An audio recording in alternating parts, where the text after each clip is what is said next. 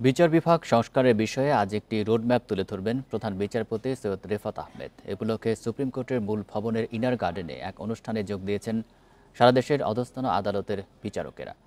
প্রধান বিচারপতি তার বক্তব্যে বিচার বিভাগের স্বাধীনতা, স্বতন্ত্রীকরণ ও প্রাতিষ্ঠানিক পৃথকীকরণের বিষয়ে বিশদ আলোকপাত করবেন। পুরানো দিয়ে নতুন নিতে আজই চলে আসুন আপনার নিকটস্থ ওয়ালটন শোরুমে। অনুষ্ঠানে অধস্তন আদালতের অবকাঠামোগত উন্নয়ন ও রাজনৈতিক প্রভাবমুক্ত করতে কাঠামোগত সংস্কারের দাবি জানান নওগাঁর চিফ জুডিশিয়াল ম্যাজিস্ট্রেট বিশ্বনাথ মণ্ডল। বিচার বিভাগের বাজেট বাড়ানো, আদালত চত্বরে নিরাপত্তা বাড়ানো সহ নানান দাবি জানান খুলনার জেলা দায়রা জজ মাহমুদা খাতুন। অনুষ্ঠানে অ্যাটর্নি জেনারেল জানান, স্বাধীন বিচার বিভাগ কার্যকর করতে সরকার নানান পদক্ষেপ নিয়েছে।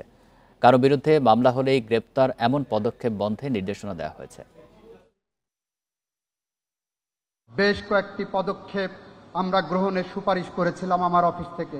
তার একটি ছিল মামলা হওয়া মানেই গ্রেপ্তার নয়, যার ফলে জনমনে অনেক স্বস্তি ফিরে এসেছে ইতিমধ্যেই। আমি বিশ্বাস এবং প্রত্যাশা করি নতুন সরকারের অন্যতম প্রথম প্রতিশ্রুতি হবে একটি স্বাধীন সার্বভৌম বিচার ব্যবস্থা, এবং সে বিষয়ে বর্তমান সরকার বদ্ধপরিকর।